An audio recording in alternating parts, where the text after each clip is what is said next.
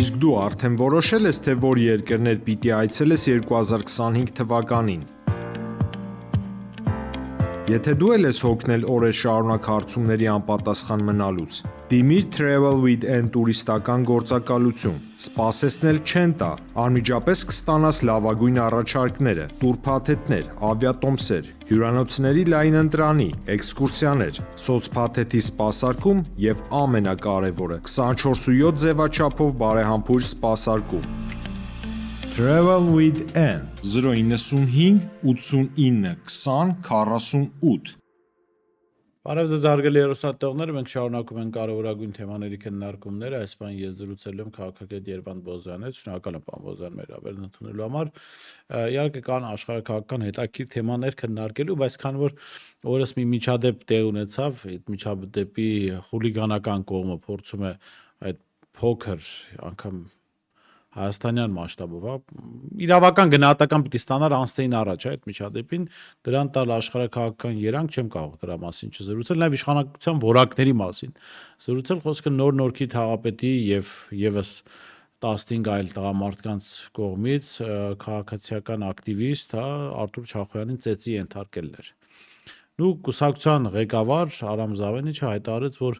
այս սա պրովոկացիա է, սադրանք է, եւ դա որոշվել է Ռուսաստանի դեսպանատանը, եւ երեկվանից մեմ էր դարձել այն, որ Պուտինը անձամբ զբաղվում է նոր-նորքի թաղապետով, Սա մի կողմից խոսում է կարծեք թե այն մասին, որ այս մարդիկ այն մարդու իրավունքներ, բան, այդ բարձրագույն հայտարարություններին անում, օրենքի գերակայություն դա որևէ բան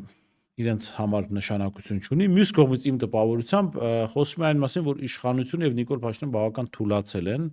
եւ Արամ Զավենիչի նման կերպարը կարողանում է իրենց շանտաժի ենթարկել։ Ձեր գնահատականն է։ Ճիշտ է կարծում, որովհետեւ ես չեմ ուզում բնութագրեմ Արամ Զավենիչը, ով է, դա խուլիգանների մի բրիգադ է, որը անվանվում է կուսակցություն, որպես իրենց խուլիգանությունը կոծկեն գեղեցիկ եվրոպական արժեքներ եւ արամեծամետ, այսպես ասած, ինչ-որ հովերով են շղարժ անում, որպես իրենց խուլիգանությունները ծածկեն, իրականում դա դավալուական, արևելյան, ամենաբռի արժեքների կրող մարդիկ են, որոնք ոչ միայն աղերս չունեն եվրոպական արժեքների հետ, եվրոպական սկզբունքների հետ, այլ ընդհանրապես մարդկային, նորմալ, որևէ արժեքի կրող չեն։ Եվ դրա վառ ապացույց եղավ այն, ինչ որ եղավ այդ թաղապետարանի այդ ծեծուջարդը։ Այսինքն այս մարդիկ, բայց հաշիվը հետաքրքիր հետևյալն է, որ հաշվառելով այն հանգամանքը, որ այս իշխանությունը Երևանի ավականու ընտրությունների ժամանակ չկարողացավ հավաքել այնքան ձեն, որպեսզի կարողանա միայնակ կառավարել, եւ ստիպված եղավ, այսպես ասած, կոալիցիա մտնել այդ խուլիգանական բանդայի հետ, որը կոչվում է կուսակցություն, եւ նույնիսկ դա էլ բավարար չէր, իրենք անաստագողություն կազմակերպեցին մեկ այլ բանի կուսակցության միջոցով եւ ըստ էության հիմա Կաղբադի կարգավիճակի մեջ են Երևան քաղաքում։ Հաշվառելով այդ հանգամանքը, այդ բանդան օգտվելով այդ իր կարգավիճակից շանտաժներ է անում իշխանությանը, ցույց տալով, որ եթե դու իմ կմահաճույքներին չբավարարես, մենք փաստացի քեզ պաստապ կանենք, թույլ չենք տա, որ դու կառավարես, կգնա արտահերտ ընտրություններ Երևանում, իսկ միգուցե նաև ամբողջ Հայաստանով մեկ։ Իսկ սա մահացու վտանգ է իրենից ներկայացնում իշխանության համար, իշխանությունը շատ լավ գիտի, որ ռեյտինգ չունի հասարակության մեջ, ճնշող մեծամասնությունը ժողովրդի մերժում է իրեն, իրենք սարսափի մեջ են գտնվում ցանկացած ընտրությունից, թե Երևանի մակարդակով, թե Հայաստանի մակարդակով, դրա համար իրանք ստիպված պետք է ամեն ինչ անեն, որպեսզի բավարարեն այդ բանդայի պահանջները։ Սա է իրականությունը, այսինքն բանդան, որպեսզի քողարկի իր խուլիգանությունները, իր աճպարարությունները, շատ խոսակցություններ կա, որ Արամ Զավենի Սարգսյան քաղաքացին շատ լուրջ բիզնես հետաքրքրություններ ունի Կասկադում, Երևանի կենտրոնում, եւ այդ դավալեցի գեղցին, փաստացի Երևանի վրա փորձում է ազդել այս համաշխարհային, այսպես ասած, շղարջ դարձրած արժեքներով, որպեսզի կարողանա, այսպես ասած, մոլորեցնել ինչ-որ մարդկանց, բայց իմ կարծիքով արդեն Հայաստանում էլ Երևանում առավելևս մարդ չի մնացել, որ հավատա այդ խուլիգաններին, որ դրանք որևէ արժեքի կրող են, եւ բոլորի համար պարզ տեսնում են, որ իշխանությունը փաստացի բացահայտ այդ վիդեոկամերաների առաջ այդ խուլիգանությունը, որ կատարվեց, իրենք փաստացի չեն կարողանում այդ մարդկանց քրեական պատասխանատվության ենթարկել, որովհետև իրանք պատանդի կարգավիճակ են կախված են այդ խուլիգաններից։ Հիմա տեսեք, պարոն Բոզյան, իրավիճակը իմ գնահատմամբ կարծում եմ կհամաձայնեք նաև ապօրինի է, այսինքն քաղաքացիների, ընտրողների իրավունքների կոպտագույն խախտում է տեղի ունենում, որտեղ նախ Երևանում հիշեցնեմ 23 թվականին ԿՊ-ն փոքրամասնություն էր, բայց իրենից էլ 3 անգամ փոքրամասնություն կազմող այս 7%-անոց 7% ընդամենը ձայն ստացած այս ուժը, բայց որ ինքն է կառավարում Երևանը։ Ոչ միայն փոքրամասնություն ԿՊ-ն չի կառավարում, այլ նաև ԿՊ-ից 3-4 անգամ քիչ ձայն ստացած Հանրապետություն կուսակցությունը շանտաժով կառավարում։ Ես շանտաժի իմաստը նաև հասկացա, որ իրենք ասում են հետևյալը. դուք մեզ փորձեք նեղացնել, մենք արևմուտքին կբողոքենք, որ այստեղ են գնացել էր Բուչա, դրա համար դուք իրեն հանում եք։ Չեմ կարծում, Չի աշխատի այս շանտաժը։ Չի աշխատի, որտեղ գիտեք, ես sense ասեմ, թե այդ խուլիգանական բանդան ոչ մի կապ չունի արևմուտքի հետ։ Իրականում դրանք թուրքական շրջանակների հետ աշխատող ուժ են, թուրքամետ շրջանակներ են դրանք, որևէ կապ չի։ Իրանք պարզապես իրանք թուրքական կողմնորոշումը փորձում են կոծկել արևմտյան գեղեցիկ արժեքները, որպեսզի թաքցնեն մեր ժողովրդի առաջ այդ ամեն ինչը, իսկ իրականում իրանք խուլիգանական բանդային, ես նորից եմ կրկնում, իրենց պարագլուխը ունի բիզնես շահեր Երևան քաղաքում եւ դրա դիմաց ինքը փաստացի համաձայնվել է երևանցիների վրա թանկացնել 13 անգամ կարմիր գծերը, տուրքերը, հարկերը, տարբեր տիպի փոքր բիզնեսի հետ կապված, տրանսպորտի գինը, տրանսպորտի վիճակը խայտառակ վիճակի մեջ է։ Մենք խոսում ենք մենակ տրանսպորտի գնի մասին, բայց ուրեմն հաշվառելով այն հանգամանքը, որ այդ լոգիստիկ համակարգը, որ ձևավորվել է տրանսպորտի վերջին ժամանակահատվածում, մեծ ավտոբուսների հետ կապված, հանգեցել է նրան, որ նախկինից համեմատ բազմաթիվ տեղերում Երևան քաղաքի պարզապես տրանսպորտը կամ անհասանելի է, կամ երկար է այդ ժամկետը, որ տրանսպորտը գալիս է, դա նախկինում միկրոավտոբուսներ կային եւ ավելի կարճ գալիս էին եւ ըստ էության բավարարում էին մարդկանց բաժները, թեև շատ ցածր մակարդակի սպասարկում էր, միանշանակ կարամ ասեմ, ըստ էության այս ավտոբուսները, որ բերեցին, լավ բան արեցին, բայց բավարար չէր, որպեսզի ամբողջ լոգիստիկ համակարգով օպտիմալ մակարդակով ծածկեն եւ ժողովուրդը բողոքում է համատարած մակարդակով տրանսպորտի փաստացի անբարոյված վիճակի հետ կապված եւ այս ամենի համահեղինակը այս բանդան է, որտեղ այս բանդային ոչինչ չի հետաքրում, ոչ երևանցիների պահանջները, ոչ սոցիալական խնդիրները, այս մարդկանց հետաքրքիր է հետեւյալ բանը, իրենց թալանը, իրենց ապօրինի գործունեությունը քաղաքի մակարդակով եւ որպեսզի այդ կոծկեն դրանք վերամբած արժեքներով են փորձում հանդես գան եվրոպական արժեքներ, արևմտամետություն, Պուտինի դեմ ինչ-որ բաներ, որպեսզի կարողանան։ Բայց կարծեք թե իրականում ներողություն, հա, իրականում Արամ Զավենիչ այս թուրքական խմբավորումը, իրականում ոնց որ եվրոպական է։ Այսօրվա ներողություն, այսօրվա Եվրոպան ինչ է։ Չէ, տեսեք, այսօրվա Եվրոպան, ասենք, բանը Մարի Լեպենը հնարավորություն ունի հաղթել նախագահական ապագա ընտրություններում, հարուցում են քրեական գործ, որ հիմար հիմնավորմամբ եւ արգելում են առաջիկա ընտրություններին մասնակցել։ Այսօրվա Եվրոպայում, Ռումինիայում մարդը ընտրվում է նախագահ, ասում են այս արդյունքները չեղարկում են, դուք ռուսամետ գործիչ եք եւ արգելում են այդ մարդուն մասնակցել ընտրություններին։ Դա չի այսօրվա Եվրոպան։ Տեսեք, ես համաձայն եմ, բայց մի հատ մի նրբություն կա։ Եվրոպայում իսկապես կա կողմնորոշումների տարբերություն, այսինքն կա արժեքների պայքար, արժեքներ, ազգային դեմոկրատական արժեքներ մի կողմից, մյուս կողմից գեդոնիստական դեմոկրատական արժեքներ։ Այսինքն մի կողմից մի կողմը ասում է, որ մենք պետք է ըստ էության արժեքները համատեղենք ավանդույթների հետ, որպեսզի կարողանանք նորմալ հասարակություն ձևավորենք, մյուստեղ ասում է ավանդույթը դա կեղծ կատեգորիա է, մարդու իրավունքները պետք է լինի կուլտ եւ այդպես աշխատենք։ Բնականաբար այդ պայքարի տրամաբանության մեջ հանգեցել են նաև աշխարհաքաղաքական հակասություններ, որի արդյունքում մի մասը ծայրահեղ ռուսամետ, ակառուսամետ է դարձել, մյուս մասը փորձում է չափավոր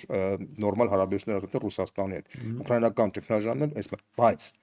այս խմբակը, որ Հայաստանում կա, որևէ աղերս չունի եվրոպական որևէ շրջանակի հետ, որտեղ սրանք խուլիգաններ են պարզապես։ Ուրիշ սրանք իրենց բարքերով, արժեքներով, իրենք ոչ թե գեդոնիստական արժեքների կրող են, ոչ թե ինչ-որ LGBT-ի կողմնակից են կամ չգիտեմ ինչ։ Ես գիտեմ Արամ Զավենիչը LGBT-ի կողմնակից։ Հա, մենք տեսեք, ես կարծում եմ, որ այս մարդիկ որևէ արժեքի կողմնակից չեն, նրանք քյարթու գեղացիներ են, որոնք խուլիգաններ են, որոնք ունեն կոռուպցիոն շահեր Հայաստանի իրենք բացի կոռուպցիոն շահերից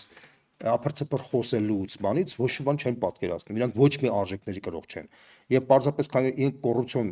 հակումներ ունեն եւ շահեր ունեն, իրենք փորձում են կոծկել որևէ գաղափարով, կարող են իսլամական արժեքների կոծկել, բայց քանի որ իսլամական արժեքները պոպուլյար չեն Հայաստանում, իրանք դրա մասին չեն խոսում, կարող են խոսեն, չգիտեմ, թուրանական արժեքների մասին, բայց քանի որ հայ ժողովուրդը մերժում է դա, իրանք չեն խոսում, իրենք խոսում են եվրոպական արժեքների մասին, որպեսզի հասարակության մի մասին խափեն, որպեսզի այսպեսի բան կա։ Այդ խափելու արդյունքում իրանք Երևանում կարողացան ստացան որոշակի ձայներ, այդ խափելու արդյունքում ստացան։ Խափեցին մարդկանց, հետո խափելուց հետո ես դրա համար եմ ասում, մեր քաղաքացիներին կոչ եմ անում, հարգելի քաղաքացիներ, մարդկանց լսելուց միայն ականջներով պետք է չլսել։ Դու պետք է տեսնես այդ մարդը իր կենսագրական ճանապարհով ինքը ինչեր է արել, ինչեր է հասել, ինչին է նպատակներ էլ իր գործնեության պրակտիկ, որտեղ մարդիկ կարող են գան, ասենք, լուսնից ինչ-որ աստղեր բերելու բաներ խոստանան, բայց տակից դες այնց վատություններ անեն, որ դուք ուղղակի չեք պատկերացնում։ Ես ափսոս այդ տեսանյութը պատրաստ չէր, սպայն թե չէ անպայման իմ որպես ձեր խոսքի վկայություն են, որ այդ մարդը տրենդային ուղղակի բաների հետևից է գնում։ 98 թվականին այդ մարդը հայտարարում էր, որ ինքը դեմ է բալանսավորված արտաքին քաղաքականությանը, մենք միայն պիտի Ռուսաստանի հետ լինենք, Արամ Զավենիչը, որտեվ այն ժամանակ տրենդային էր այդ անձնավորությունը, որտեղ վաղը կարող է հայտարարել, որ ինքը իսլամական անձնավորությունը, բայց հիմա բան անում, նաև խտրական, փաստորեն հանրության մեջ խտրականության դրսևորումներ է սերմանում, ասեմ ինչու, որտեվ նա աջակցում է հանդիսանում է մի իշխանության սատելիտ, որի օրինակ բանը Սփյուռքի հարցերով հանձնակատարը Միացյալ Նահանգների քաղաքացի է, հպատակ է, բայց Արտուր Չախոյանին թիրախավորում են միայն նրա համար, որ ռուսական անձնագիր ունի։ Այսինքն այս մարդիկ ասում են լավ հայերը պիտի ռուսական անձնագիր չունենան։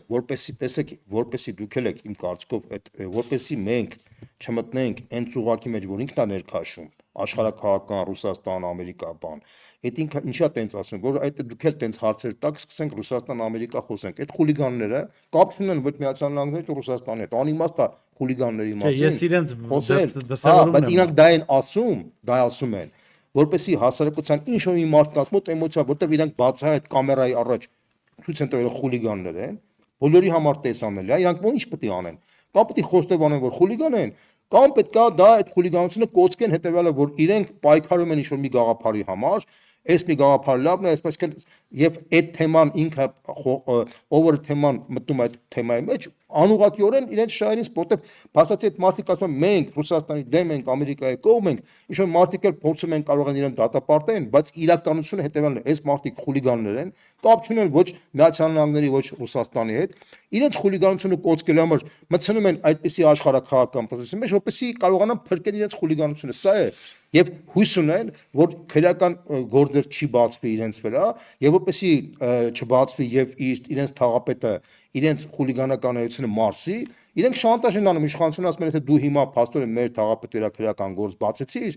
մենք դուրս կգանք կոալիցիայից, կփլվի այդ կոալիցիան, արտահայտ քաղաքային ընտրություններ կլինեն, դու էլ խայտարակ ծանր վիճակի մեջ կհայտնվես։ Ինքը փաստացի շանտաժանում Նիկոլ Փաշինյանին, որը կաղբատի կարգավիճակի մեջ է, հաշվի առնելով այդ հանգամանքը, ինքը ասում է ես որպես խուլիգան ամեն ինչ պետք է անեմ այս երկրում, որովհետև ինձանից ամեն ինչ ես իմ թուրը կտրում եմ ամեն ինչ, որովհետև դու ինձանից կախված ես։ Սա է ամբողջ իրականությունը։ Այսինքն մեր հասարակությունը պետք է տեսնի, որ փաստացի մենք ունենք մի կաղբատ իշխանություն, որը կախվածություն ունի բառից բուրի իմաստով խուլիգանների բանդայից, որը պետք է սպասարկի այդ խուլիգանների բոլոր պահանջները, որովհետև եթե խուլիգանությունը մարսվի, վաղ իրանք կարող են, չգիտեմ, ամեն ինչ անեն, ես չեմ ուզում շատ երևակայություն ասել, թե ինչ կանանեն, բայց խայտարակ բաներ կանանեն, եւ էլի կասեմ պետք է դու բավարարես մեր պահանջները, սա է։ Պարոն Բոզյան, տեսեք, նախորդ շաբաթ Նիկոլ Փաշինյանը կառավարության նիստի ընթացքում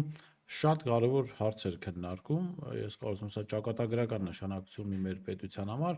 ուրեմն քննարկում էր մանկահասակ երեխաներին հայոյանք սովորեցնելու հարցը։ Կառավարությունում քննարկում էին, լուծումներ էին փնտրում դրան։ Այդ ընթացքում Իլհամ Ալիևը պայմանագիր էր կնքում Չինաստանի ղեկավար Սի Ցզինպինի հետ։ Այո։ Հիմա այսօր, եթե չեմ սխալվում, այսօր Բաքու է գնալու Նեթանյահու։ Մայիսի 7։ Այո, մայիսի 7 Նեթանյահու։ Սրանից առաջ Իրանի նախագահն էր այնտեղ, Փեզեշքյանը։ Այսինքն այդ որ երեխաները քֆուր չտան, չհայեն։ Մենք փրկվենք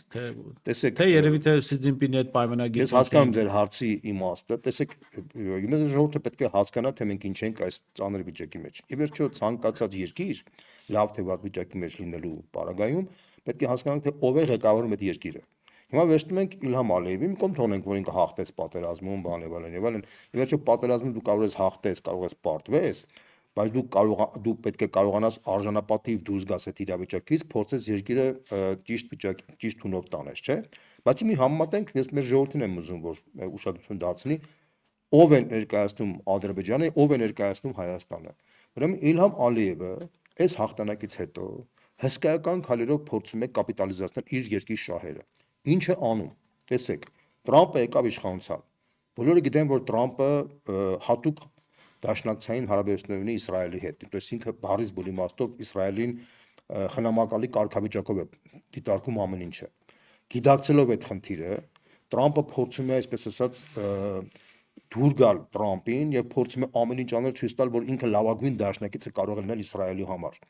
Ինքը առաջարկում է, տեսեք, ուրեմն Տրամպը ունի մի գաղափար արաբական մի շարք երկրների եւ Իսրայելի հետ կնքել տալ այսպես կոչված աբրահամական համաձայնագիրերը, որի արդյունքում արաբական երկրներն ու Իսրայելը կարող են մեծ պայմանագիր կնքել։ Դա արաբների եւ Իսրայելի խնդիրն է։ Բոլորը գիտեն, որ կոնֆլիկտը արաբական երկրների եւ Իսրայելի մեջ է։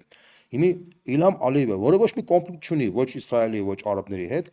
ինքը առաջարկում է, որ ինքն էլ միանա այդ համաձայնագրին, որը քաղաքական իմաստով անտրամաբանական է, որտեղ Ադրբեջանը ոչ կոնֆլիկտ ունի Իսրայելի հետ, ոչ էլ արաբների հետ, բայց ինքը ասում է, ես պատրաստ եմ միանամ այդ բանին, ցույց տալու համար, որ ինչքան ես դրական եմ տրամադրված Տրամփ ձեզ եւ Իսրայելին աջակցելու համար, որպես իբր թե մահմեդական երկիր։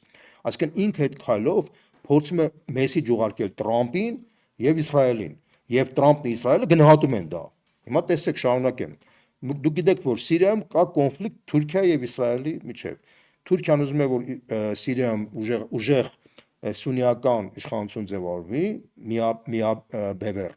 Իսրայելը մտավախություններ ունի, որ այդ իշխանությունը կարող է Թուրքիայից դստակ մնալ, պայքարում է, որ դա պետք չլինի։ Այդ կոնֆլիկտը, որը Իսրայելի եւ Թուրքիայի մեջ կա, փորձում է հարթել Տրամպը, բայց միաժամանակ փորձում է հարթել նաեւ Ալիևը։ Ալիևը հրավիրում է Իսրայելի եւ Թուրքիայի պատկան մարմիններին Բաքու, որպեսզի իրենք բանակցեն Իսրայելի շուրջ ինչ-որ ընդհանուր համաձայնագրի գան։ Հիմա հարց. հասկանալի է, որ Իսրայելի եւ Տրամպի հետ ցանկանալը լավ հարաբերություններ ունենալը կարող է մտավախություն առաջացնել Ռուսաստանում, Իրանում, Չինաստանում, չէ՞։ Որպեսզի այդ մտավախությունը չառաջացնի, ինքը մեկնում է Պեկին, Չինաստանի հետ ռազմավարական հատուկ համաձայնագիր է կնքում Ադրբեջան-Չինաստան, բարձրացնելով այդ մակարդակը շատ բարձր մակարդակի։ Այս ըստ էության կարելի ասել, որ Ադրբեջան-Չինաստան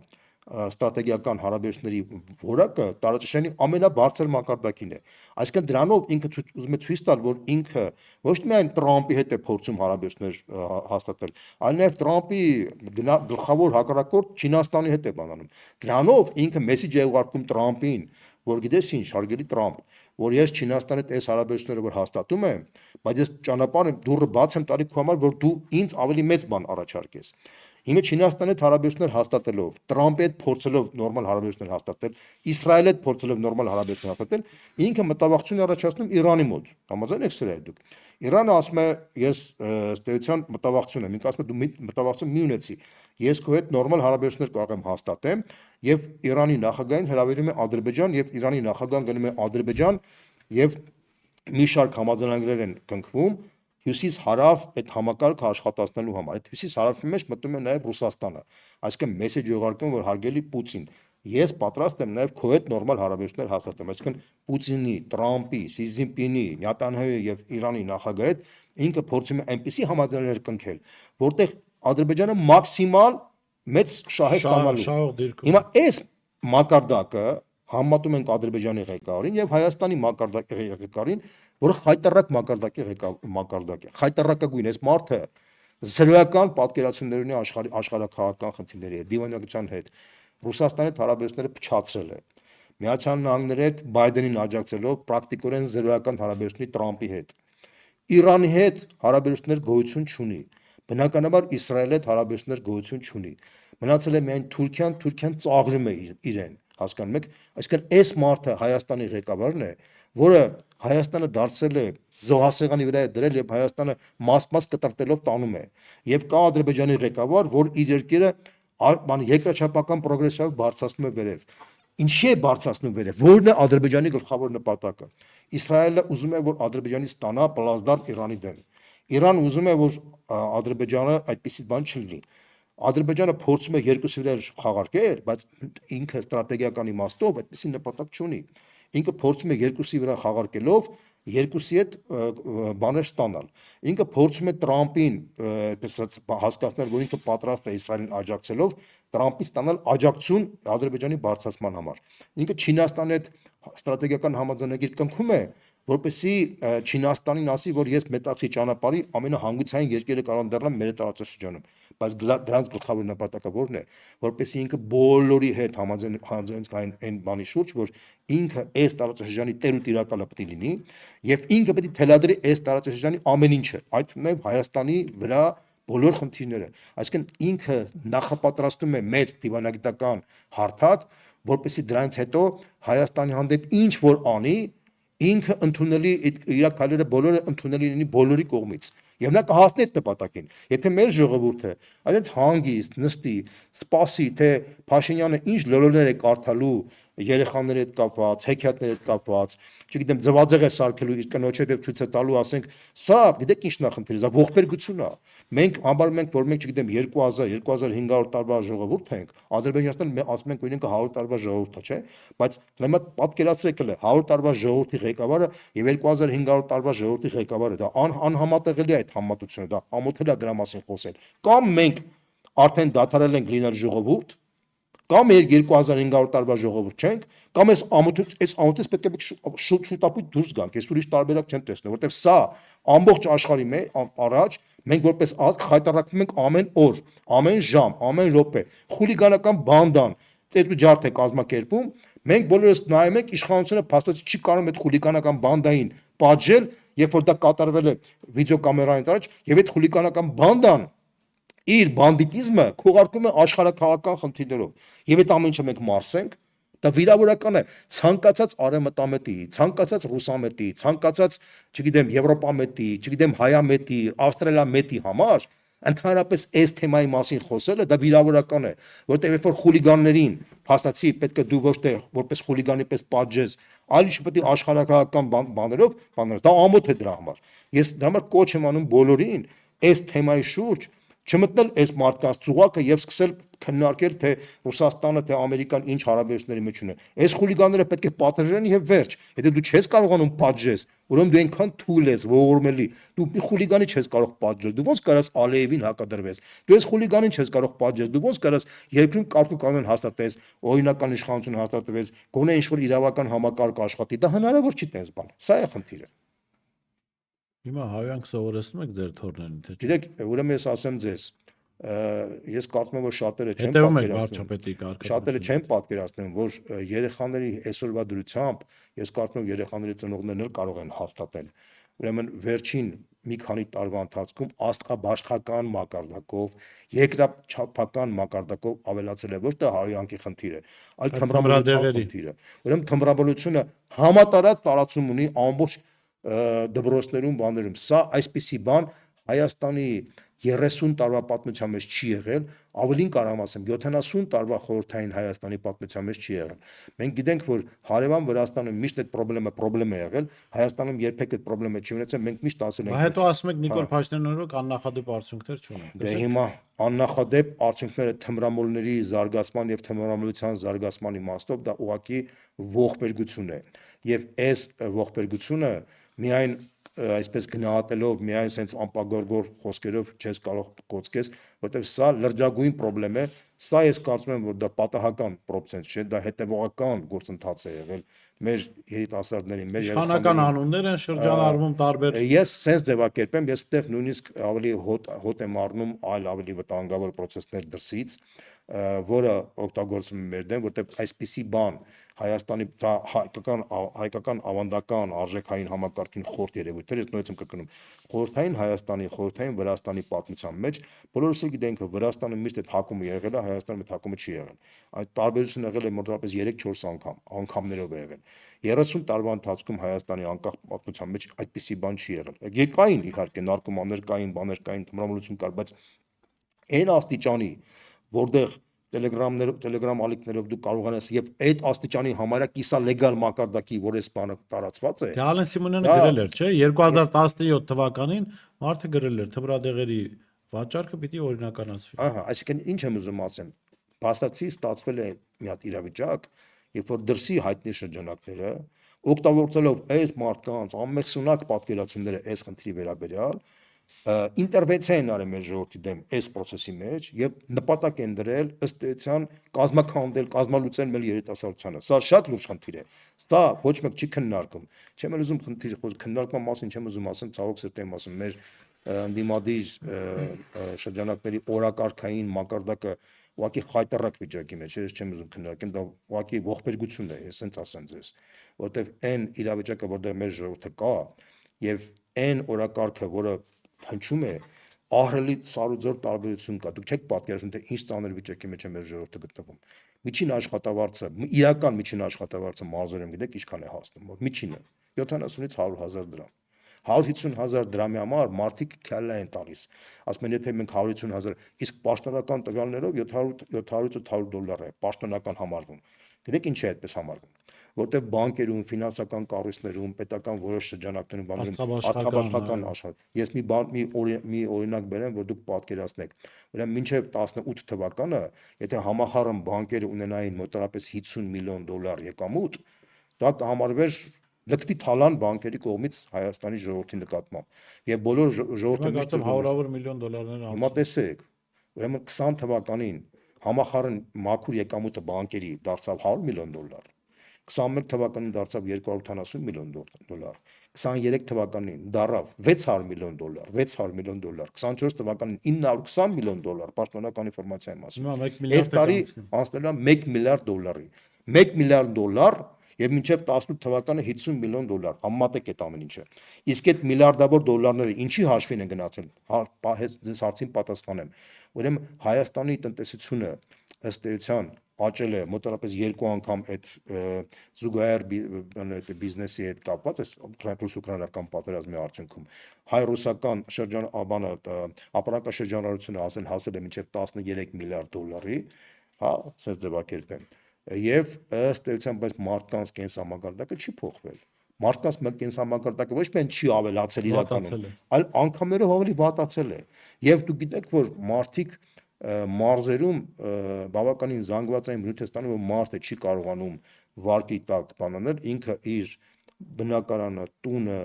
փաստորեն վաճառում է եւ վարձով է ապրում։ Դուք գիտեք այդպեսի մասսայական երևույթ է դարձել արդեն, որտեղ մարդը ֆիզիկապես չի,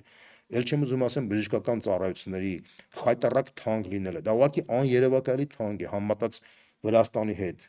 Դա եւ համատած մեր կենսամակարդակի հետ 36,000 դրամ ունեցող մինիմալ թոշակով դու ոնց կարող ես ապրես, երբ որ մինիմալ սպառողական զամբյուռը այսօրվա դրությամբ 82,000 դրամ է։ Հասկանում եք ինչն է խնդիրը։ Երբ որ մինիմալ աշխատավարձը կազմում է 75,000 դրամ, բայց մինիմալ սպառողական զամբյուղը կազմում է 82,000 դրամ։ Այսինքն իսկ մինիմալ աշխատավարձը մարդը անգամ աշխատելով կարող է սոված մնալ, այսինքն փաստացի կարելի ասել, որ մենք իսկ այդ մինիմալ աշխատավարձը մարդիկ որ կան, հա, դա մոտավորապես 20-25%-ն է, որ այդքան այդ մինիմալ աշխատավարձով են ապրում։ Ես նույնպես եմ կրկնում, մարզերում 70-ից 100,000 դրամ աշխատավարձ տանը դա մասսայական երևույթ է, մասսայական։ Այսինքն այն աղքատությունը, որ կա Հայաստանում եւ այն անտերվիճակը, որ այդ մարդիկ մնացել են, ցավոք սրտի իրանց մասին, իրենց շահերի մասին ցավոք սրտի շատ քիչ մարդիկ են խոսում։ Մայր Հայաստանը այն եզակի ուժերից է, որը խոսում է քաղաքային խնդիրների մասին, տրանսպորտի մասին, բայց ես կարծում եմ դա շատ քիչ է, եւ ես կարծում եմ դոպես